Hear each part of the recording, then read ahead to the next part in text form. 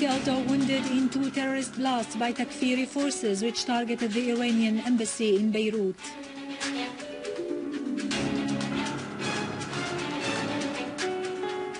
Syria strongly denounces the cowardly terrorist attack and affirms that combating and confronting terrorism is the duty of all peoples in the world.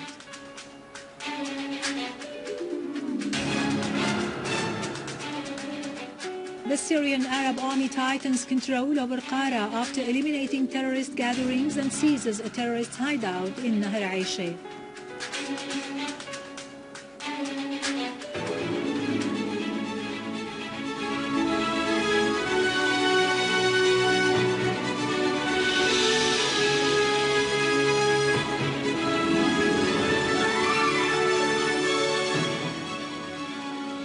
Good afternoon, ladies and gentlemen, and welcome to our news for today. 23 people were killed and more than 146 wounded in 2 suicide terrorist blasts near the Iranian Embassy in Bir Hassan al-Janah neighborhood in southern Beirut today.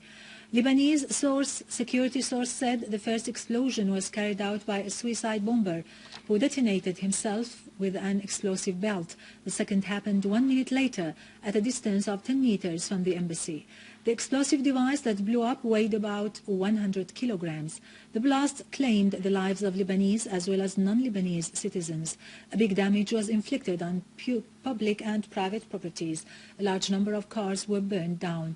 The Lebanese Minister of Agriculture, Hussein al-Haj Hassan, and Member of Parliament, Ali Ammar, inspected the sites of the explosions, branding the terrorist operation as targeting Lebanon's security and stability. According to Lebanese sources, the double blasts were documented by the observation cameras on the site of the incident. The Iranian Foreign Ministry spokeswoman Mardiya Afkham today denounced the 2 blasts that occurred in the Lebanese capital as an ugly crime that indicated the hatred of the Zionists and their agents. In a statement today, Afkham said that according to reports, the Iranian culture advisor Sheikh Ibrahim al-Ansari was killed and another number of Lebanese and non-Lebanese citizens were either killed or injured. Afkham offered condolences to the families of the killed and wounded. She said the Iranian Foreign Ministry would closely follow up with the utmost attention this incident in view of the fact that the 2 explosions took place near the Iranian embassy.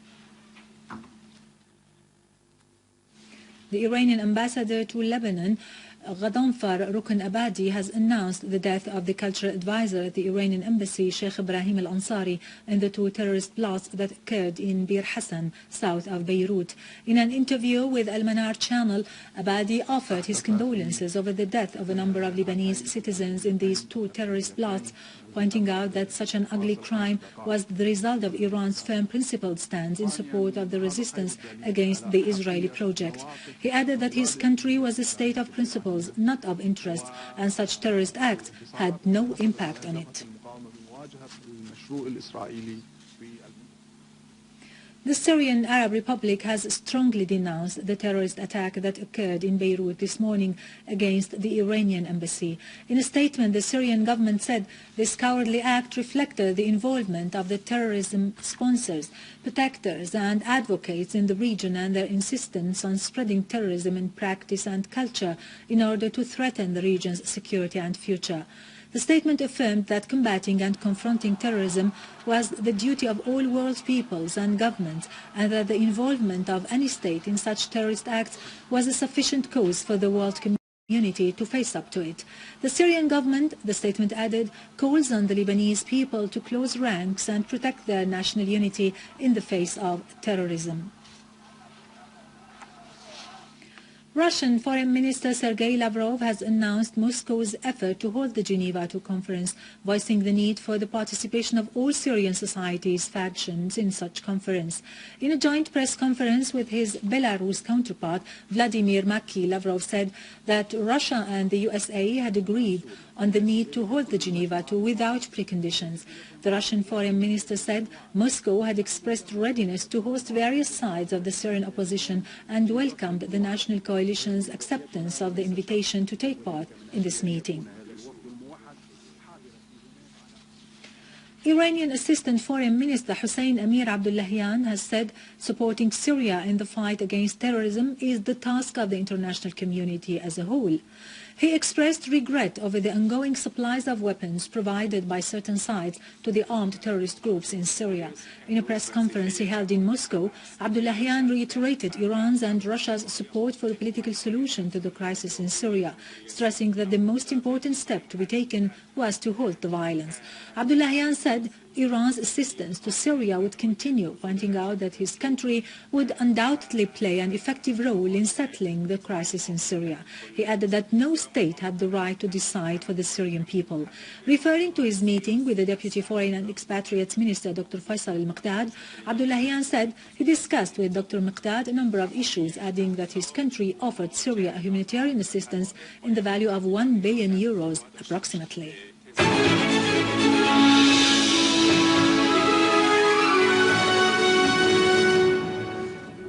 Welcome back. On the ground in Damascus countryside, a military source said that Syrian Arab Army units maintained full control over the town of Qara, eliminating the last terrorist gatherings there and destroying their criminal weapons. Material damage has been inflicted on the Umayyad Mosque and a number of citizens' houses when mortar shells fired by terrorists fell on Al-Hamidiyya, Al-Tijara and Al-Abbasiyin neighborhoods in Damascus. A Damascus police command source said a mortar shell fell on the inside part of the wall of the Umayyad Mosque. Material damage was caused, but no casualties were reported. The shell that fell in Aleppo Street in Al-Abbasiyin neighborhood inflicted damage on a number of cars and houses. The source added that the terrorists also targeted with mortar shells citizens' houses east of Al-Tijara neighborhood, causing material damage. In Damascus, 9 citizens were injured in an attack by terrorists who fired 2 mortar shells on the areas of Al-Abbasiyin and Baghdad Street. 1 mortar shell landed near the Red Crescent Hospital in Baghdad Street, wounding 6 civilians and inflicting material damage in the place. Another mortar shell landed behind Zayd bin al-Khattab School in Al-Abbasiyin, injuring 3 civilians and damaging a number of shops and cars.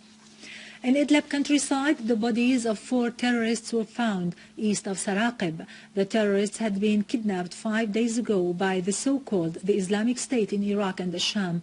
The bodies were identified to be of the terrorists Ali al-Ali, nicknamed as Ali al-Anani, Amjad Hilal, Jamal Qarqout and Ata Khalid al-Aqil.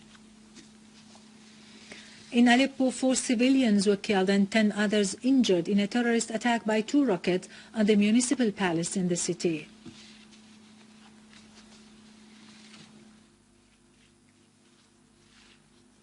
Syrian Arab Army units seized a terrorist hideout in the farms of Bayadir Nadar in Nahar Aisha in Damascus countryside. Syrian TV camera accompanied Syrian Arab Army soldiers while combing the area of Nahar Aisha.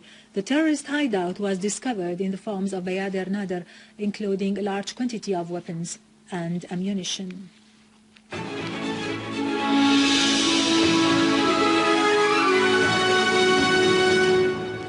Finally, the pulse of life continues in Syria as the artists, in cooperation with the students and under the patronage of the Ministry of Education, rushed to decorate their schools by using recycled material. Despite all the misery Syria is living, their hands drawn a new sunrise to make smiles shine on our faces. This is the second project we are doing in Damascus, and it's a mural. The first one was at Al-Tijara in Bassam's Hamsha school. It was 200 meters long. The name of the mural is The Beat of Life.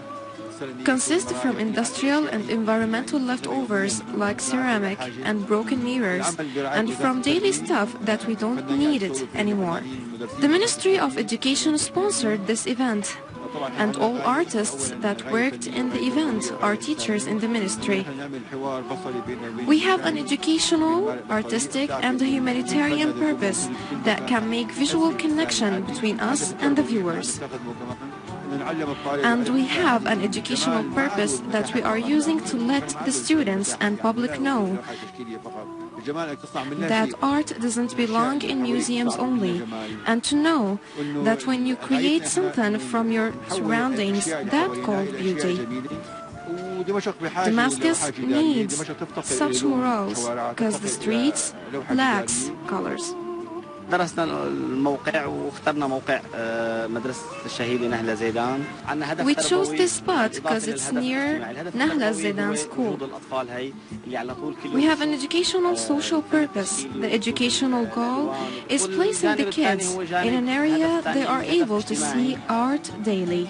From ashes the phoenix rise, and from nowhere creativity becomes the stream that feeds our life and soul. Dana Imam for the Syrian National TV News in English. With this, we end our news for today. Thank you for watching. For more details about Syria and the region and to view this bulletin again, you can always visit our website in English, syriaonline.sy. Now to latest business and market news with Nariman Qassam, but after a short break.